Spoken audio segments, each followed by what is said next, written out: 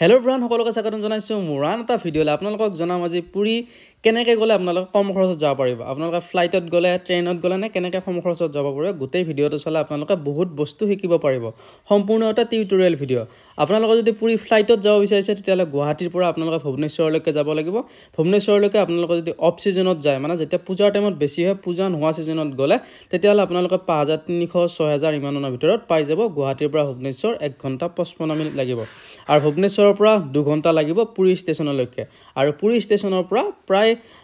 আধা ঘণ্টা মান লাগিব পুৰিৰ একদম পুৰি বিচ বা পুৰি মন্দিৰলৈকে আৰু আপোনালোকে ফ্লাইট আছে কলকাতালৈকে যাব পৰা কলকাতালৈকে যদি অফ সিজনত যায় পূজা নোহোৱা টাইমত তেতিয়ালে আপোনালোক 3500 2500 ইমান মানত ফ্লাইট টিকেট পাই যাব গুৱাহাটী এয়াৰপৰ্টৰ পৰা আৰু এইটো আপোনালোক গোটেই ফ্লাইটৰ খিনি জনালো আৰু ভুৱনেশ্বৰলৈকে গুৱাহাটীৰ পৰা ভুৱনেশ্বৰ আপোনালোক জনালো আৰু যদি কলকাতাৰ পৰা ভুৱনেশ্বৰ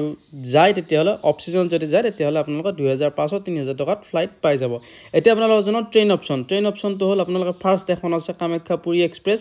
এখানে আপোনালোক স্লিপাৰত গলে 625 টকা লব 3 টায়াৰ এচিত গলে 1670 টকা লব আৰু 2 টায়াৰ এচিত গলে 2415 টকা লব আৰু যদি আপোনালোক পুৰি এক্সপ্ৰেছত যায় পুৰি এক্সপ্ৰেছখন সদায় না যায় কিন্তু 3 দিনৰ মুৰে মুৰে যায় আৰু তাত বাহিৰে আপোনালোক পুৰিৰ আগতে এটা পুৰি নাপন্তে এটা ষ্টেচন পায় খুদ্ৰা ষ্টেচন বুলি কয় খুদ্ৰালৈকে গলে আৰু খুদ্ৰাৰ পৰা প্ৰায় 2 ঘণ্টা মানৰ ভিতৰত পাই যাবগৈ পুৰি লোকেল ট্ৰেইন পায় বা যিকোনো ট্ৰেইনে পাব আৰু সেই কাৰণে আপোনালোক যদি কম বাজেটত ট্ৰেভেল কৰি আছে তেতিয়ালে আপোনালোক পুৰি এক্সপ্ৰেছখনত যোৱা টাইম বেটাৰ বুলি হ'ব 625 টকাত আপোনালোক পাই যাব স্লিপাৰৰ টিকেট আৰু মুঠবা 3 মাহ মান আগতে কৰিব লাগিব টিকেটটো আৰু অহাটো পাই যাব 625 টকাত আৰু তেতিয়ালে আপোনালোকৰ খৰচটো কমতে হৈ যাব আৰু যদি আপোনালোক বিবেক এক্সপ্ৰেছ বুলি কয় এখন ডিব্ৰুগড়ৰ পৰা যায় একদম কন্যাকুমাৰী আৰু সেইখনত গলে আপোনালোক 3 টায়াৰ এচিত যাব পাৰিব 1680 টকা 2 টায়াৰত যাব পাৰিব 2410 টকা আৰু এনেকৈ আপোনালোক যাব পাৰিব এইখন আমি যোনখনত গৈছিলো এইখন হল খুদ্ৰা এক্সপ্ৰেছ মই মানে ডাইৰেক্ট ট্ৰেইন নাপালো সেই কাৰণে আপোনালোক হাওড়াৰ পৰা টিকেট ট্ৰেইন ল'ব পাৰে আৰু মই হাওড়াৰ পৰা ট্ৰেইন ললো এইখন যোনখন চেন্নাই মেল সেইখনত গলো কলকাতাৰ পৰা চাও এইখনৰ ট্ৰেইনখন একদম খুব ধুনীয়া ট্ৰেইন আছিল আপোনালোকক দেখুৱাইছো আপোনালোক কেনেকুৱা লাগিছে বাৰু কমেন্টত জনাব আৰু এইখন ট্ৰেইনতে আমি গৈছিলো একদম কলকাতাৰ পৰা খুদ্ৰা আৰু খুদ্ৰাৰ পৰা লোকেল ট্ৰেইন লৈ আমি পালগৈ পুৰি আপোনালোক গোটেইখিনি অপচন জনালো আৰু আপোনালোকে পুৰি যোৱাৰ পিছত একদম পুৰি যোনটো বিচ আছে হেতু উপভোগ কৰিবলৈ একেবাৰে নাপাৰো এটো হল বংগোপসাগৰ আমাৰ যে ব্ৰহ্মপুত্ৰ নদীটো এই বংগোপসাগৰতে লগ লাগিছে আহি চাও আৰু পুৰি বিচত যথেষ্ট মানুহ আছে আৰু এই বিচটো মানে এটা ভাল আৰু এটা মানে খুব মাৰ্জিত মানে ড্ৰেছ পাতি সকলো মানে আৰু খুব ধুনীয়া বজাৰ সজাৰ মানে সন্ধিয়া টাইমত বেছি ভাল লাগে পুৰি বিচত আহি আপোনালোক যদি জগন্নাথ মন্দিৰ আহিছে তেতিয়ালে পুৰি বিচত এপাক মাৰিবলৈ নাপাহৰিব সকলো আহে ইয়াতে গা ধুবলৈ আৰু চাওক না মানুহ কিমান যথেষ্ট আছে আৰু এতিয়া আপোনালোক নেক্সট অপচনটো জানো আপোনালোক যদি পুৰি আহিব লাগে পুৰি আহিলে আহাৰ পিছত আপোনালোকৰ খৰচটো আপোনালোক কম খৰচত কেনেকৈ থাকিব আৰু যদি হোটেল ল'ব পাৰে ভালে কথা যদি হোটেল ল'ব নোৱাৰে তেতিয়া হলে আপোনালোক কি কৰিব হোটেল ল'ব নোৱাৰিলে আপোনালোক অপচন এটা জানো এইটো হল জগন্নাথ মন্দিৰ আৰু জগন্নাথ মন্দিৰৰ পৰা অলপমান দূৰত লোকনাথ ৰোড বুলি কয় সেইটো হল আসাম মণিপুৰ ভৱন বুলি এটা ভৱন আছে তাতে যদি আপোনালোকে যায় তাতে আপোনালোকে অতি কম খৰচত থাকিব পাৰে 500 টকা দিব লাগিব এটা ডাঙৰ ৰুম দিব তাতে আপোনালোক 5টাও থাকিব পাৰে 6টাও থাকিব পাৰে আৰু ৰুমটোত গোটেই সম্পূৰ্ণ সুবিধা আছে আপোনালোকৰ বাথৰুম গোটেইখিনি মানে বহুত ধুনীয়াকৈ সুবিধা আছে আৰু ওচৰতে মানে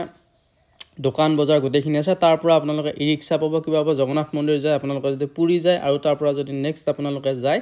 আৰু সাইট সিন বিলাক চাবলৈ তেতিয়া আপোনালোকে খুব ধুনীয়াকৈ যাব পাৰিব আৰু ইয়া জগন্নাথ মন্দিৰত আমি এবাৰ দৰ্শন কৰিলো আমি যোনটো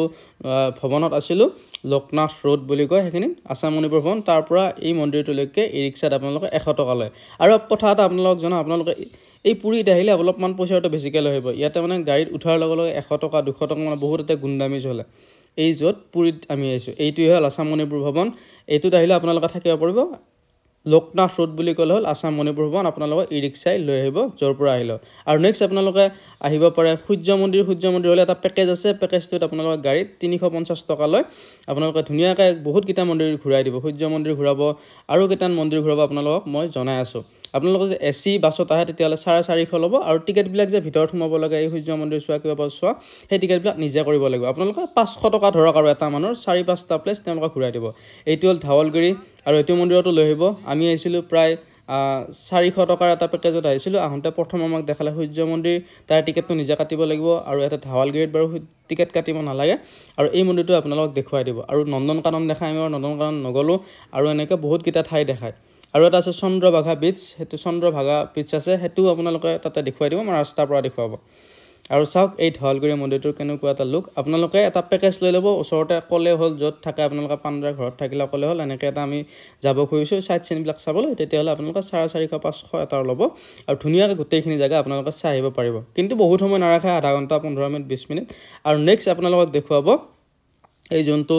মহা লিংগৰাজ এই লিংগৰাজ মন্দিৰটো আপোনালোকে দেখুৱাব সাইট সিনৰ ভিতৰতে আৰু যদি আপোনালোকে নন্দনকানন যায় তেতিয়াহ'লে এই মন্দিৰটো হয়তো স্কিপ কৰিব পাৰে নন্দনকানন নগলে এই মন্দিৰটো দেখুৱাব আপোনালোকে গলে সাইট সিনখিনিও চাই আহিব আৰু উৰিষ্যাত ভালে আৰু কিন্তু খোৱা চোৱাৰ ক্ষেত্ৰত মই দিগদাৰি পাইছোঁ বাকি মোৰ উৰিষ্যা কলকাতা গোটেই ট্ৰিপটো মিলি মোৰ প্ৰায় 14,000 মান পৰিলে আৰু আপোনালোকে যদি ডাইৰেক্ট পুৰি যায় অতি কম খৰচতে আহিব পাৰিব কিন্তু যদি কলকাতা সোমায় তেতিয়াহ'লে অলপ খৰচা হ'ব বাৰু কিয় কাৰণ কলকাতাত পূজা চালো উৰিষ্যাৰ পৰা আহি আৰু গোটেই ট্ৰিপটো ভাল লাগিলে আৰু আপোনালোকে ট্ৰেইনত যোৱাটো বেটাৰ বুলি হ'ব মই